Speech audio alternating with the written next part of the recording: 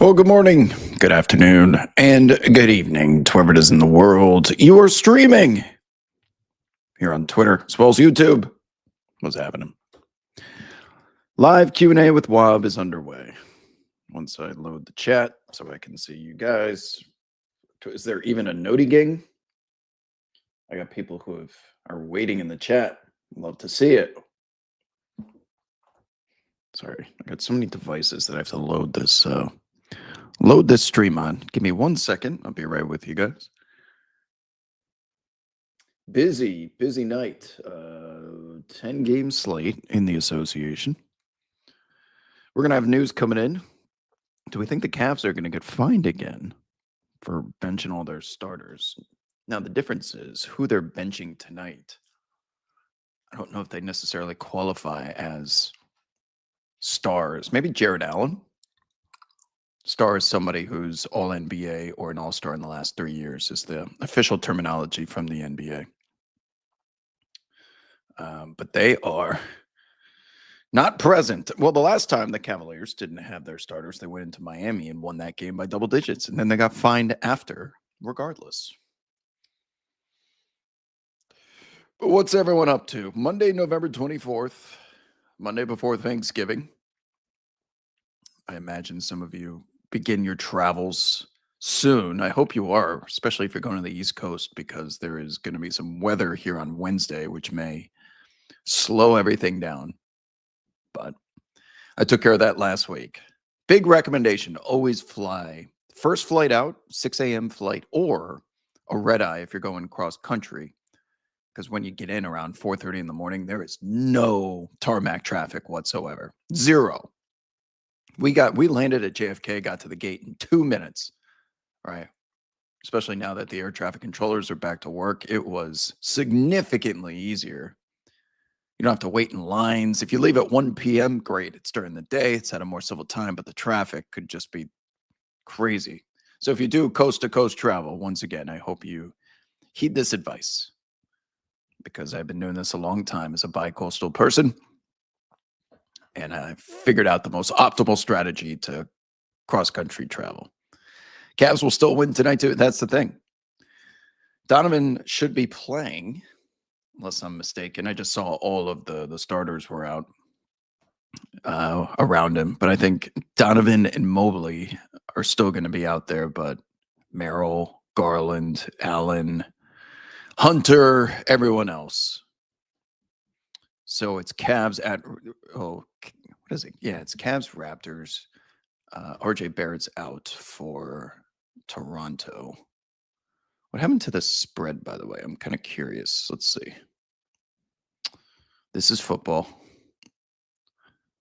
Cavs, wow, down to -1. So it really didn't move all that much. RJ Barrett's actually hurt. Brandon Ingram's been dealing with ankle injury throughout the year, but that's practically a pick 'em. This should have been the game of the night. All these games are suffering from injuries. The Knicks, no Mitchell Robinson, no OG Anunoby. At least the Miami Heat are getting back in this game against Dallas. Still laying 7.5 over under 241. If you see any total with the Miami Heat under 240 from this point forward, what did I tell you? We are taking that wager. They lead the league in pace up to 106 something at the moment, but that number's over 240, so that's a little bit tighter. What else? Oh, Tyler Hero's come back, but then they lose Norm Powell. And Norm Powell's got a groin injury, which is going to be keeping him out for quite a while.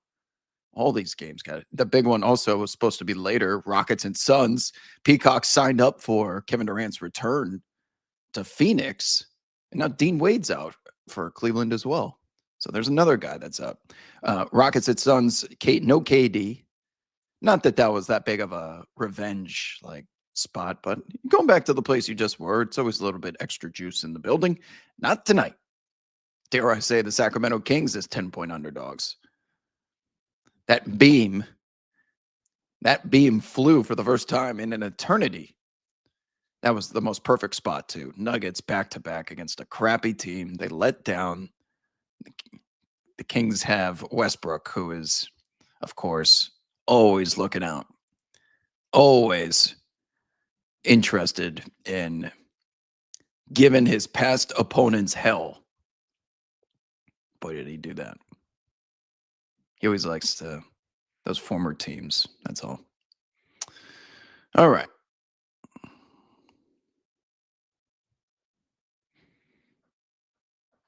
What's happened? All right, let me read the chat. What's up, MCC? The dope setup. Yeah, back in the COVID. This is the room that we had all those late night with Wobbs, all those radio roulettes back in the OG days. Between 2020 and 2022, most live streams were done in this very room in the woods. What's up, Helwick? They lived by. I'm telling you, Westbrook gets up for any game against the Nuggets, the Lakers. He wasn't. He wasn't done dirty by. Let's see the teams he wasn't done dirty by: Clippers, Thunder. It's more just the teams that he feels he's got or spited by. Nuggets are probably on that list, even though the contract expired, they definitely moved on without him.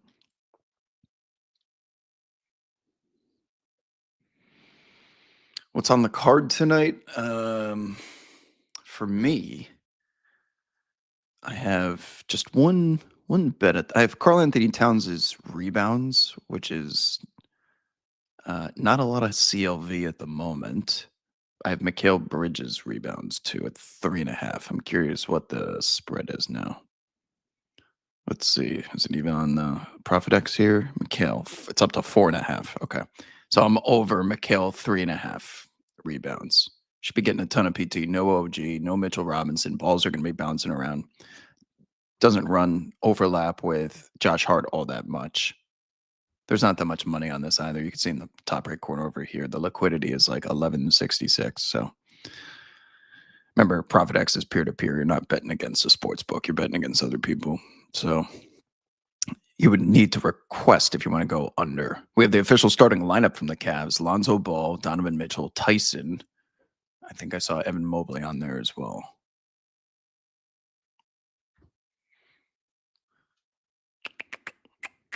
I apologize for the shiny whatever this is if it's coming through. This is a shoe.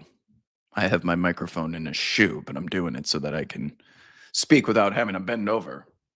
And we made it through the police chase the other night. It was super late, and my stepmother just returned back from Italy and Sicily. They were going to bed, and her travel partner was 5 feet to my right on the other side of a very thin wall. So I had to whisper into the microphone like this.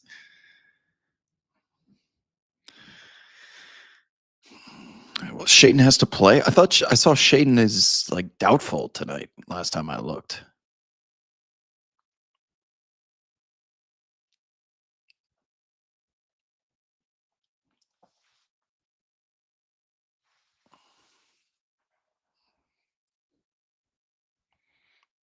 Fucking tennis elbow.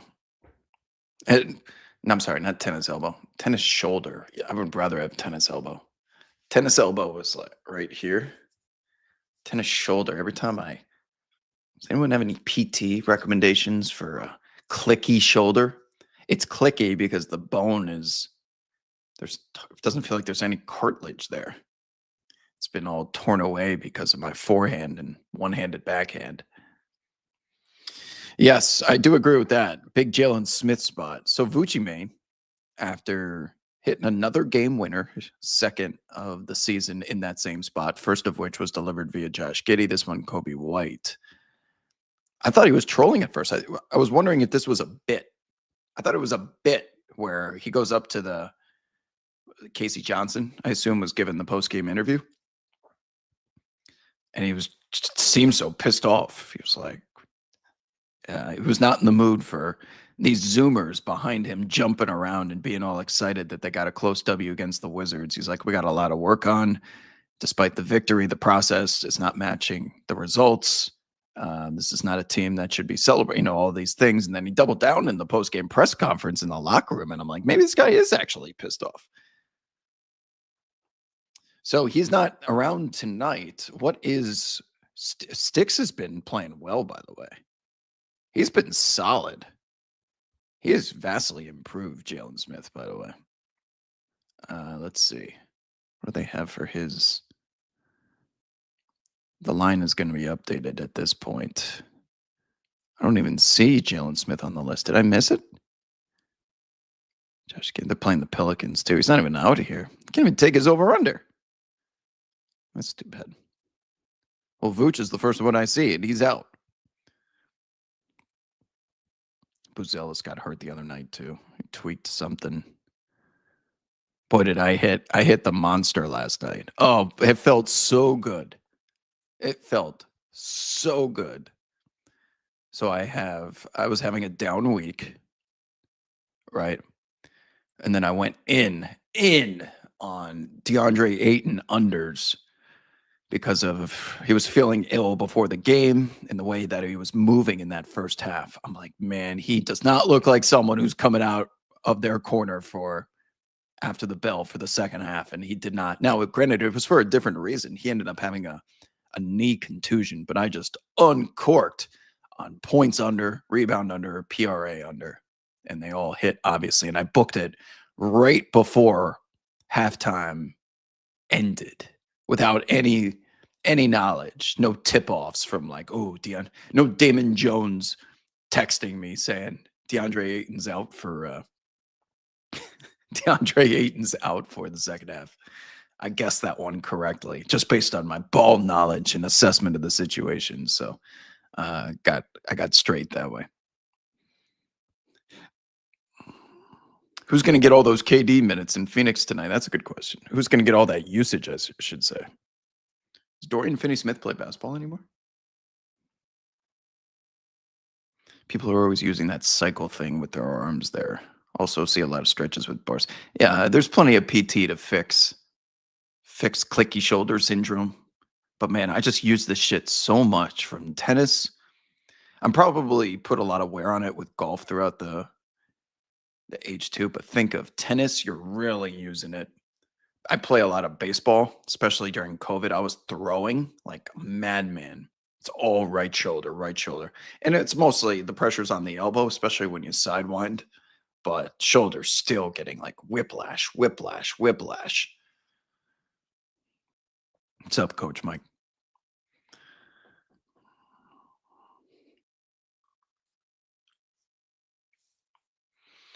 What's everyone up to? Are you working? Let's see, Monday. What are people doing this week? Like Wednesday's going to be an empty show. I can't imagine. If you're with me on Wednesday, you're either a parent or not traveling, not working, not young enough to be going to the hometown bars. I unfortunately have well aged out of doing that because that's when everyone comes home from college and meets at the hometown bar. But you got to be younger than like 27, 28 to be doing that, because then you just stop knowing whoever's there and they're all kids and children and shit. Now, if you're old enough like me, you can go for dinner to these places, but you can't be going out till 2 a.m.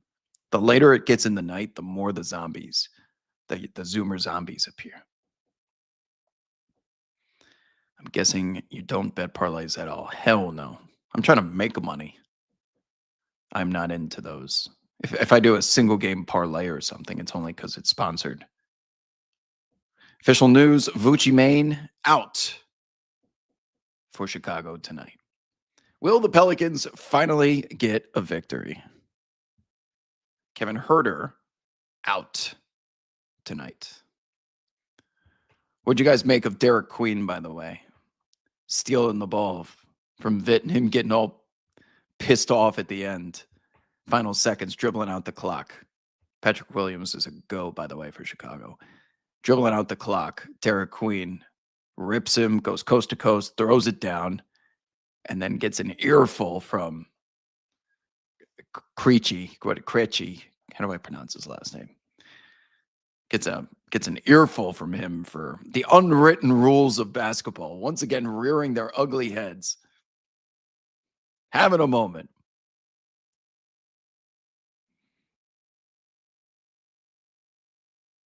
Eastern time, traveling for the 10-year high school reunion back home on Saturday. Any advice? I didn't get invited. We just had our We just had our 20th high school reunion myself, and I was not invited. How did that happen? Who did I piss off? Maybe the person tried to reach out to me and just couldn't find me, but I know plenty of people who were there. Wow, cold world, man. 10 years honestly is not.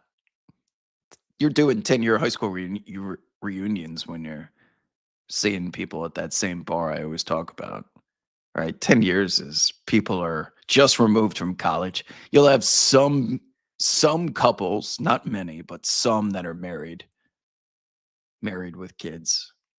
Other than that, 10-year high school reunion, you're still a working professional, young, you got your youth about you, you're still going out. Yeah. And any advice, it would just be the same advice when you go to the bar with friends from school. I don't think there's anything special to prepare for or be concerned about. Just be prepared for someone being married and having a kid that you would have never guessed. That's all. Vooch got mad at Benny. Benny? You can't get mad at Benny. That man, whoever's inside of the Benny costume, it's someone relatively new, by the way. They switched a couple years ago because the original Benny DM'd me and he was like, "My time as Benny is over. Someone else is taking over." And whoever's in there, you would never know unless you know the actual person. But yeah, Benny is a walking, breathing improv comedy act. What I appreciate about Benny the most is even when the camera's not on him, never leaves character. He could be down in the tunnel by himself and he'd be doing jumping jacks for content. Right? Not a single eyeball on him, and he just never breaks character.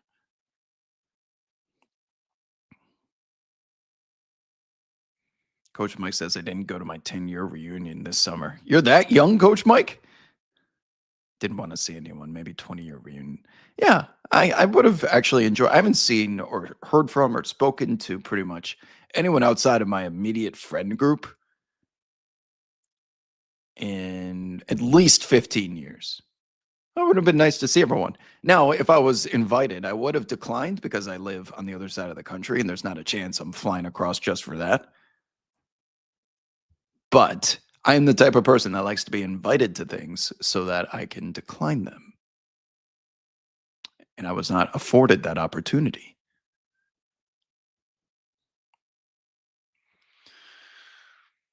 Who do I have for defensive player of the year if Wemby doesn't get to 65? So this is my biggest exposure of any bet, any future anything. So I'm going to tell you the situation. If I pull it up, let's go to NBA. Do they have awards on here? NBA futures. Okay.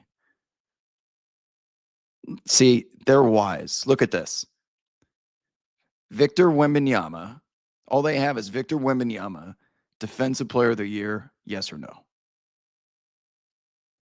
I don't see anything else. So what happened with me was of course, hold on, let me get this off the screen.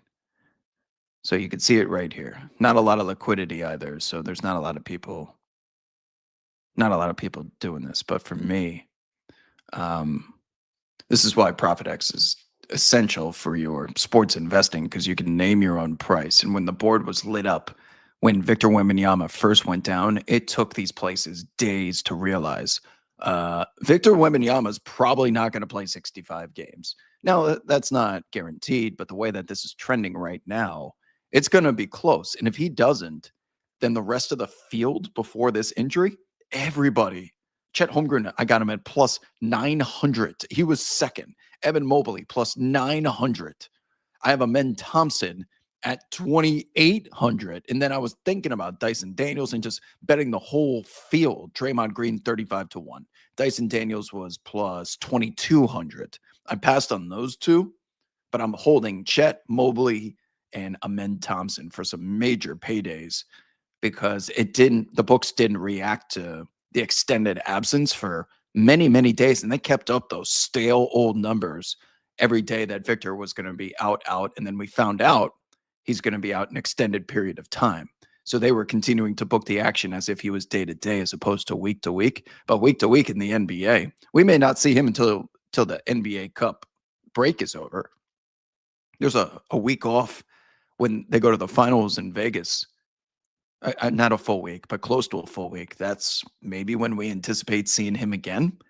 You, if we learned anything from the past year, it's being super cautious with those calf injuries.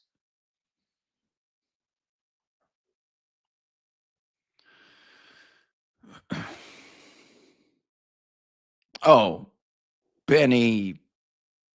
He said he got mad at Benny. Benny Matherin. You got to say Benedict Matherin. You can't use Benny and Vooch in the same sentence. I'm going to think of Benny the Bull.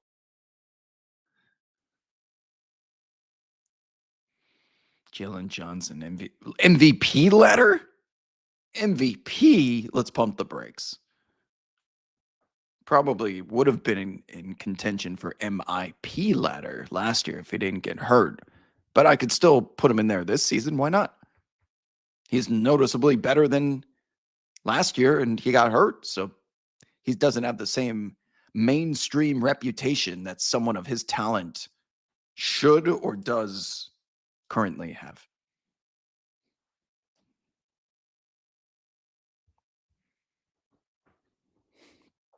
I would like to be in. I think that's a simple request. I would like to be invited to things just so I can decline them. That's why my real friends, because I have my friends from like high school, my core 5 friends. Hold on, I had dinner and I'm getting a little gassy. My core group from home, we're super tight. We talk all the time. None of us got invited. None of us got invited to the 20-year high school reunion. So, yeah, anyone that really knows me knows not to ever invite me to something. I'll let you know if I can make it.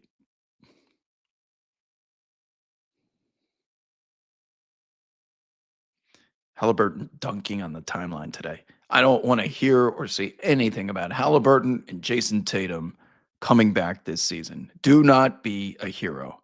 Your team stink this year. Do not rush back. You do not need to prove a point that you're tough. Take the extra time like Kevin Durant did. You will come back, hopefully, as strong as when the injury occurred. Nobody comes back from Achilles injuries that quick. Please do not do that. If you re-injure that thing, it is just over. Over. There's no reason to, other than a Nike campaign or a Puma campaign for Halliburton and putting together a 30-second like I'm back video. That's the only benefit, the only reward with a whole bunch of risk.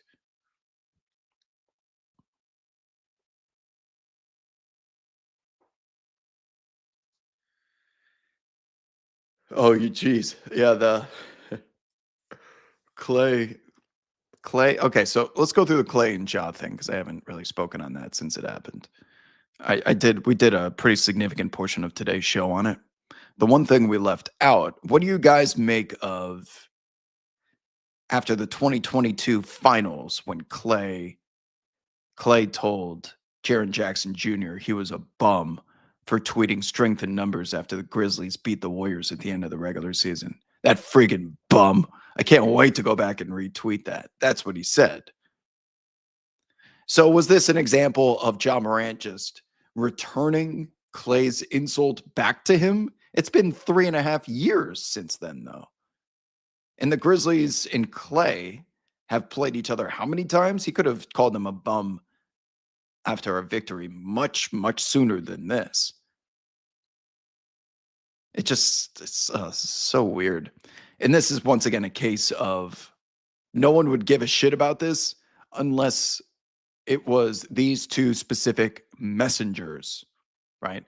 If Jalen Smith calls Bismack Biyombo a bum, is the internet stopping for everyone to chime in on this. Do you have any times the word bum is thrown around in trash talk on an NBA court or just a basketball court in general? No one gives a shit. But because it's John Moran and because it's Klay Thompson, now everyone has to kind of project their what they really want to say using sports, in this case, Klay, and basketball as their vehicle. So if you're on the millennial side of Klay, the tweet that AJ in the chat is referencing, I said millennials. I said this is the perfect Gen Z millennial beef because millennials will impose their vast life knowledge and life experience knowledge, impose that on everyone as if they are some oracle of life, expert on everything. That's such a millennial thing, whether they want to hear it or not. That's what millennials do. And that's what Klay was certainly doing in the post-game press conference, where he was speaking on how Ja's unfulfilled superstardom and potential while still being petty. And then you remember his history and how those Warriors teams were always peacocking, always flaunting, always taunting and trash talking and high stepping to the end zones. And they deserve to because they were that good. Meanwhile, you've got the Gen Z guy who's in street clothes. He's not working and he's calling the working guy a bum. I find that perfect. You both have represented your generations perfectly. So that's why I did the tweet. But if we're speaking on who was right, who was wrong, I always, my brain always is wired to think John Morant's guilty until I think about it a little more. And if he truly was just returning that individual insult and he did a callback to, like, you know what, you're the bum now, the way that you called JJJ, it changes the context of everything that happened, didn't it? Or doesn't it?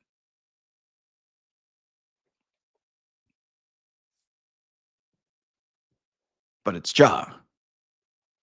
It's Ja.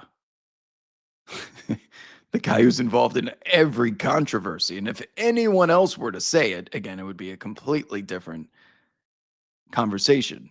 Yet here we are.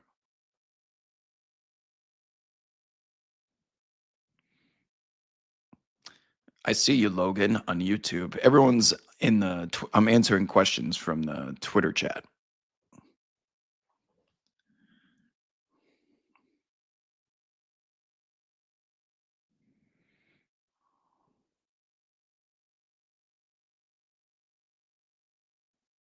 But yeah. So who's right? Who's wrong? Honestly, it's just it should just be perceived as standard basketball trash talk. The only reason why we care is because of the messengers. Klay was trying to step in to defend his rookie too when Santi Aldama, got his leg, and Cooper was a little taken aback by if he was being tripped intentionally or not, and Klay was standing up for him. It was just it's such an NBA thing, man. Steve says, not the biggest fan of NBA Cup ideas or courts, but I must say the atmosphere in Houston on Friday was, well, wasn't that the game of, that was the game of the NBA Cup. That was Rockets Nuggets. That game was awesome. That game would have been as awesome if the NBA Cup wasn't. That's two of the top teams in the NBA at full strength. Full strength. But the courts are ridiculous. I would feel better about the courts if they found a way to come out with a jersey that better matches them. Then they'll just throw their city editions on top of the courts. They don't match at all. Like, would you wear yellow shoes with a off yellow top? It just looks aesthetically terrible. Now, if you blend into the court with the uniforms, the specially designed jerseys to match the courts, that may actually be cool. But then you have teams wearing colors and the home team's not wearing white. And it is just so noticeably, aesthetically displeasing to see a road team wearing white. This isn't even a generational thing. When a basketball team at home when an away team is wearing white, it just looks wrong. It looks wrong. This is not ice hockey. In hockey, everyone is accustomed to the road team wearing white sweaters, and the home team wears their vibrant blues if you're the Rangers, or the Blacks in Las Vegas, the Kings, the San Jose Sharks and their turquoise. It's all so consistent.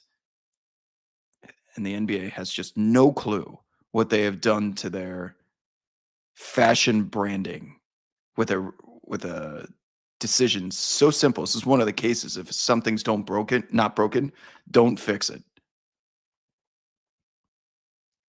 AG did get hurt. So that's the same hamstring, is it not? It's the same hamstring that he hurt during the Thunder series last year. Now he's out 4 to 6 weeks. You better believe he's going to take his time instead of just hobbling around like he was. Boise State started all this nonsense 20 years ago. You could make the case.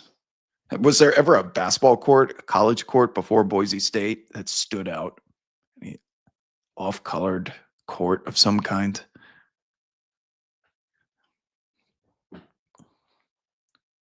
What was I going to say?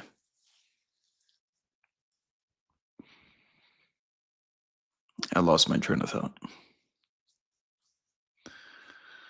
What else? Trying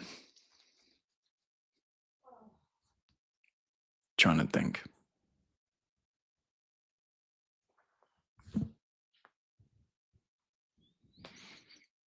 This is what happens when you get old. You forget what you were going to say.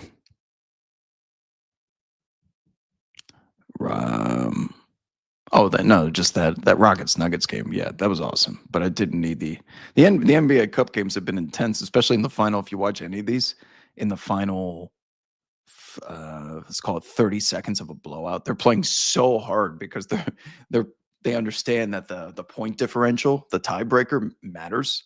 So to see how competitive it is despite the score, nobody cares if you go for a bucket in the final seconds. But then you have the Derek Queen situation, and then it's the unwritten rules of basketball. It's so ridiculous. And then those players, like you're told, play until the whistle stops. And how hypocritical. But don't play hard if you're up by more than 20 in the final 30 seconds. Only the NBA, man.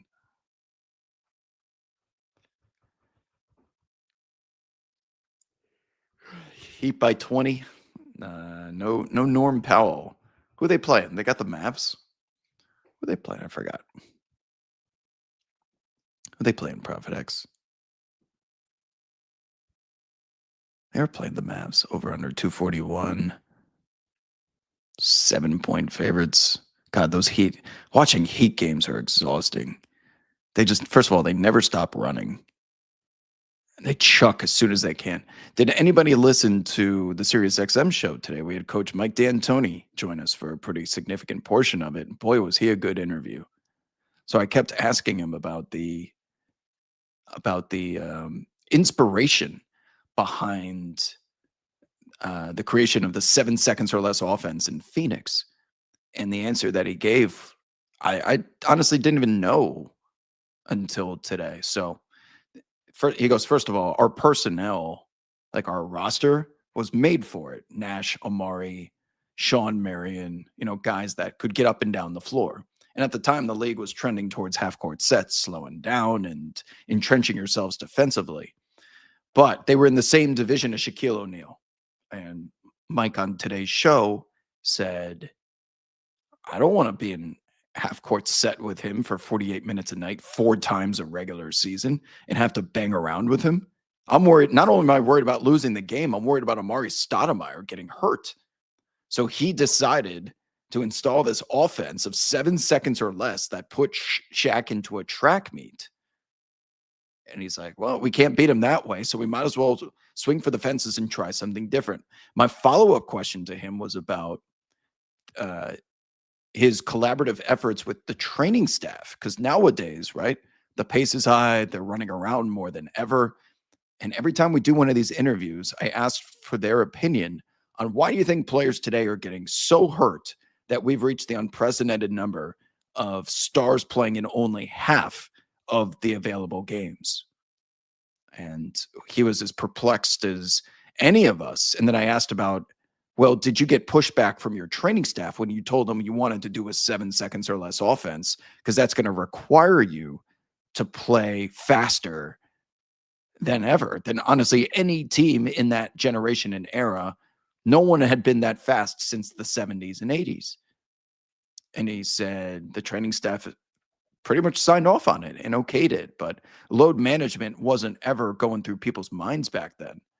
Load management is a collective decision from all the chefs in the kitchen. That includes the front office, the general managers, the president of basketball operations, um, all the above, and the training staff, the players, the assistant coaches. Everyone puts their heads together and decides this is the night that we should load manage and whatnot. But that wasn't the case back then. So they felt the freedom to be able to pursue those tactics, and the result of which was an innovative offense, which you could argue revolutionized the game to the point we're at today, where all of these teams have paces north of 100. Every team is doing this downhill, secondary transition, fast break, open court, free flowing game. Those Phoenix Suns weren't the first team to do it, but they certainly brought it back. And it was good to speak that interview. You can listen to it in the if you guys have Sirius XM, it's available on demand right now in the app. But it's very good because I was so poignant with my questions, specifically about all of the issues surrounding load management and the style of play today.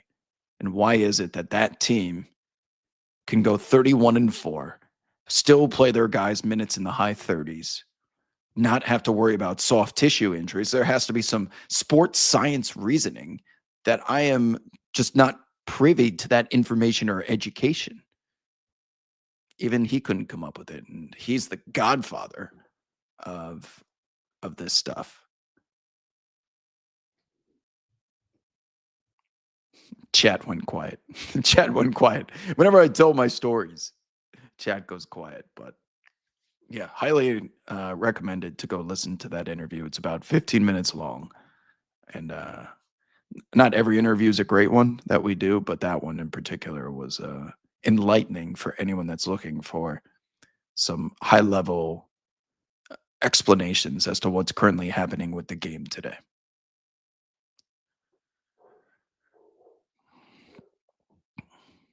What else, chat? Sorry, I was sucking up a lot of the air there. But when Antonio and I do a good interview, it's worth sharing.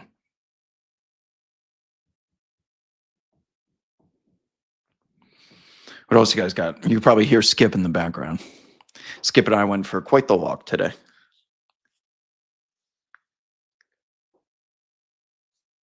He's such a good boy. Every year he gets so he's approaching 5, believe it or not. Skip, he's the best walker because now he doesn't pull anymore. He knows exactly where to walk alongside you. A car comes, he'll sit so he doesn't go flying out into the street.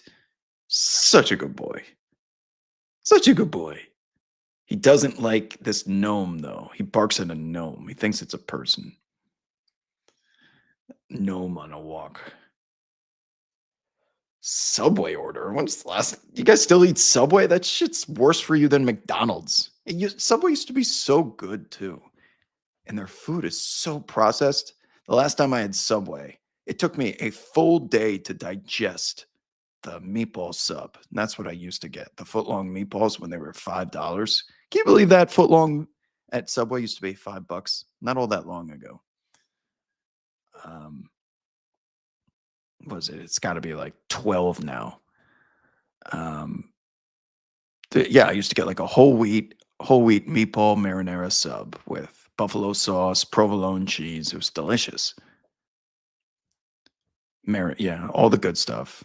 And then that shit is just it feels so bad for you. I don't know what the hell they did. They cheapen their products probably to save on costs so much. It does not taste like meat anymore. Kevin the chat says, thinking of what went wrong with the aesthetics aura of the league, and I don't know what's worst. home whites going extinct, coaches not wearing suits, sponsors on the court at all times, the extinction of whimsical team logos. The list can go on. Yeah, well, you know your audience, Kev, because I'm going to agree with you on all those. While I personally would wear a suit if I was a coach, I don't think it should be a requirement because honestly, people can dress however they want. But I would wear a suit. I liked wearing a suit. Coaching my little kids team, I liked wearing a suit when I was playing in high school. Um, the aesthetics of a coach, like an old school coach. Like, would Roy Williams ever be on that sideline without a suit from Julian's on Franklin Street? No. Like it's just his style. I would love to see them bring back the suits, but you don't have to make it mandatory. What else? Okay, the home whites I bitch about every week. That's embarrassing. No basketball team at any level should be wearing white on the road. If they do a color rush where both teams are wearing colors other than white, it's a little bit more acceptable, but I still don't like it. But when the road team wears white, the game is ruined for me. It's really hard for me to enjoy a game unless it's the best basketball ever. If there's a road team wearing white, I will put it on one of my side devices because I just can't look at it. It's fucking disgusting. What else did you put in there? Okay, sponsors on the court. That's just more. We can blame late stage capitalism for that. Team logos. Long gone are the days of the Vancouver Grizzly jumping through with the basketball and the Seattle Sonics skyline, the rainbow skyline with the Denver Nuggets. Like, oh my God, it used to be so good. And at least the classic logos have survived. The Celtics, the Bulls, the Knicks, the 76ers, the Pistons, those have all survived despite having their little acting out stage in the 90s. Oh, yeah. There's plenty. There's no way even kids nowadays are like, oh, we like that a lot. Like, have you seen some of these uniforms? It's just the most basic Times New Roman font on the front of the jersey with a number style that honestly a freshman in college can make on Adobe Premiere. I could make every single jersey from scratch myself through Photoshop. Like, they're so unoriginal. The trim is so important. That's why when you see Minnesota go back to the Kevin Garnett Timberwolves jerseys this year, like with the trees on the side of the trim, the importance of the size of the trim with the Lakers jerseys with the gold, white, and purple when they have three equal shares versus the slim cut. There's just so many little things that add up when you keep trying to change it. And the only reason I will continue to hammer this home, the only reason why they change these uniforms is because there's new executives who demand new merchandise because new merchandise sells better than something that's stale. But what you are sacrificing is the brand equity and tradition of the look. So then they come out with these shitty city jerseys. They change up the home jersey. Look at the Cavs. Like the Cavs just has Cavs on the front when they used to have all sorts of different fonts and styles and trims. It's just white uniforms with Cavs. Looks like you're wearing a middle school Jim Penny. And it's always because the executives have to tell someone because of a spreadsheet. People like these because we're making more money. The only reason why you're making more money is not because people like them. It's because you're charging twice as much. It's like saying this is the best movie of all time that came out last week. You're forcing people to pay $40 for a fucking movie ticket.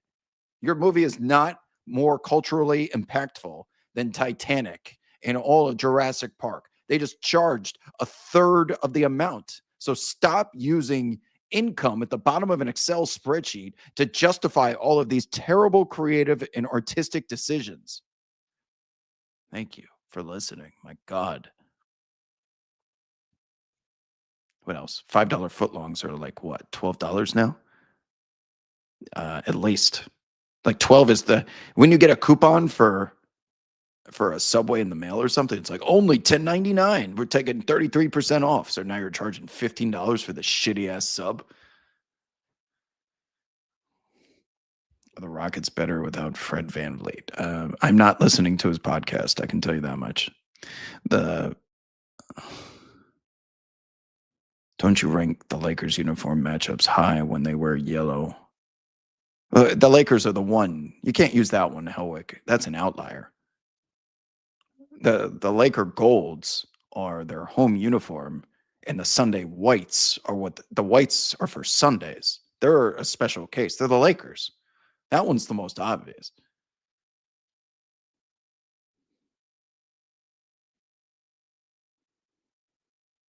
Subway is disgusting. Bioengineered food is the best way to put it. Word, who's this? Word Nabal in the chat. NA ball. It tastes like I would rather eat McDonald's than Subway. It feels genetically altered cheese. Like that's not cheese. That's fake cheese. It's fake bread. The wheat bread doesn't even, the whole point of eating wheat bread, Subway, is that it doesn't clog up your digestion.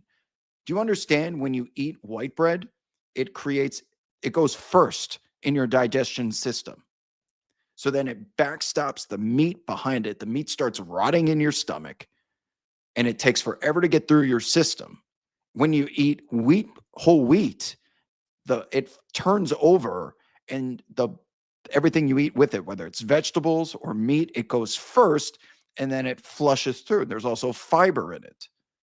And the wheat bread from Subway might as well just be Wonder Bread that's colored brown. It's so fake. There's sugar in it, and it's what did y'all do to you? I'd rather eat Blimpie.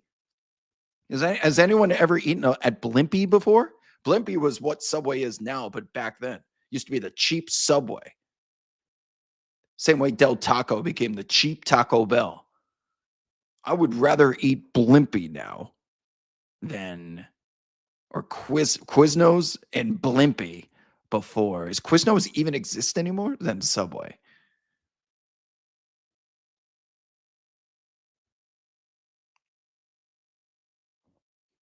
Pacers yellow uniforms are better. That's not true. And they're also, the Pacers home uniforms traditionally are white. The Reggie Miller ones are white. They didn't wear gold at home. Those are new. The Reggie Miller ones were white with the streaking P. And then when they got to like the Jalen Rose years and the Davis brothers at the end of the 90s, they were white with the gold and navy pinstripes. Chris Paul better get his jersey retired in New Orleans, by the way. And it better be a Hornets jersey, not a Pelicans jersey. Better be a Hornets jersey with the Florida B.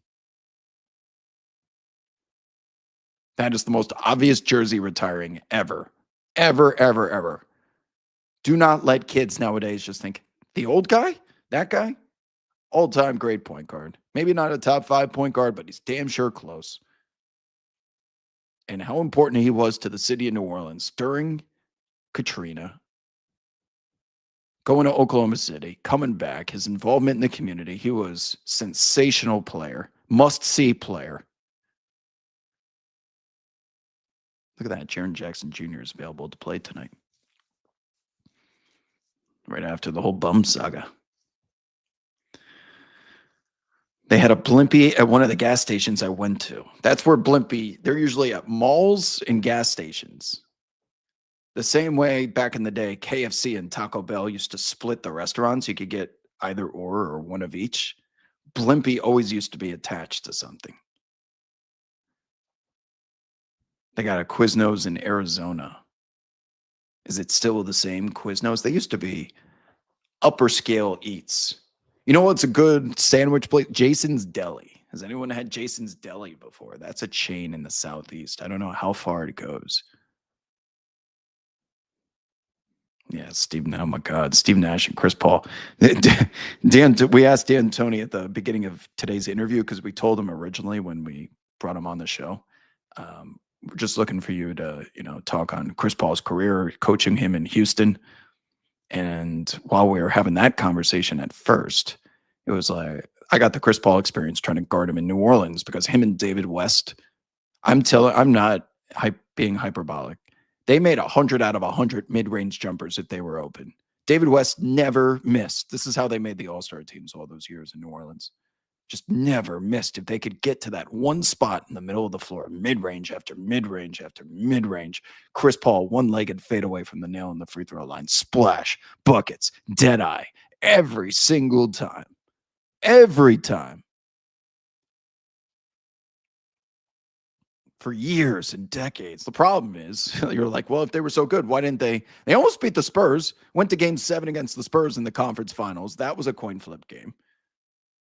They ended up going up against probably the best Nuggets team up to that point with Melo, JR, Kenyon Martin. That Nuggets team was a wrecking ball. They barely lost to the Lakers, but that's who the Hornets lost to in the 7-2 matchup when I was working with the team. Yes, see, you know ball. Jason's Deli, fantastic. They have a Jason's Deli in Vegas? Where? I've got a place there now. Where? Henderson? Summerlin? Hopefully not the Strip.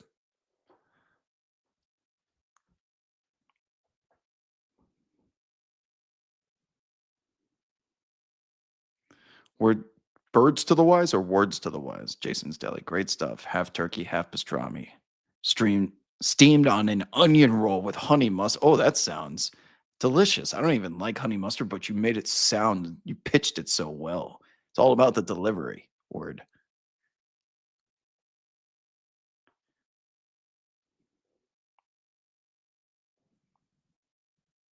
Jason's Deli took the cowboy off the menu, sadly. Still great menu there. Oh, the free ice cream. Oh my God. That's the best part.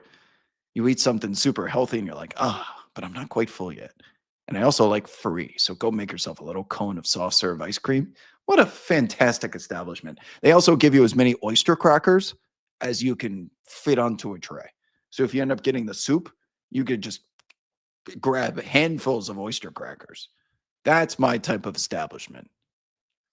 That Golden Corral, Jason's Deli, McAllister's Deli. Those were all the places we hit in college, and I would still eat there today if they were around me. Henderson? There's a Jason's Deli in Henderson? Where? Like Water Street? That's where my place is at. I'm gonna have to hit this up. I'll be back in Henderson on like Christmas.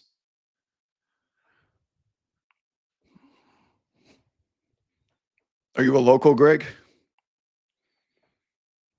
I live in LA full time, but I've got a place in Vegas as well.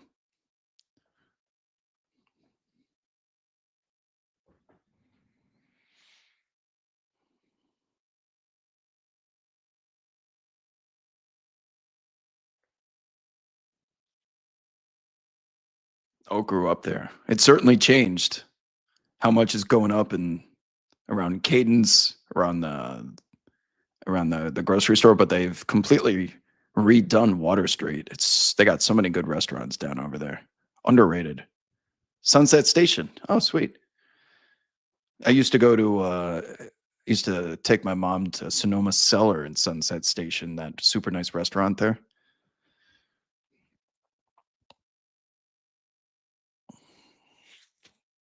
Good spot. All right. I think we're tipping off. Wow. 4:11 p.m. Pacific time. Pitch black here in Connecticut.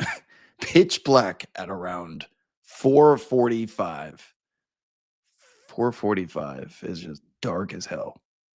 I forgot what it's like to live over here. Never again. Do the Pelicans get a win tonight? I will say yes. Antonio demanded a win. They will win for Antonio. Go win it for AD. He's tired of calling blowout losses. Derek Queen, go get Rookie of the Year. Con Knuppel is going to be tough to overthrow, but Derek Queen can do it. It's where you saw the Star Wars prequels. I forgot they have a theater there, especially for AD. Yep. He's got his family in town, too. They don't want to watch another blowout loss. No Vucci Main.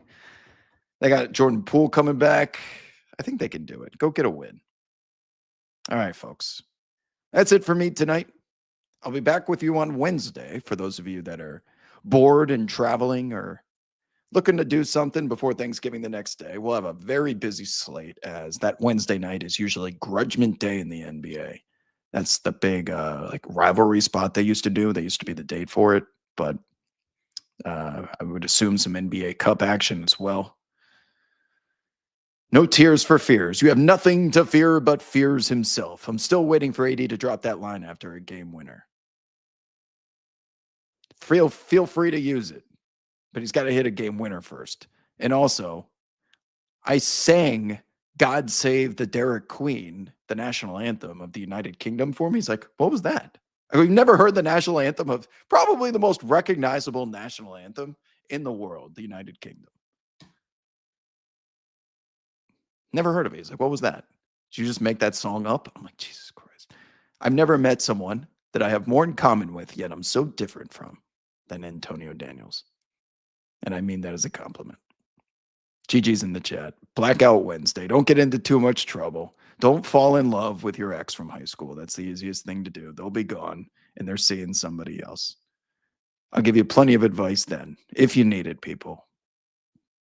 I'm an expert in this realm. So till next time, I'm a serial dater. Adios.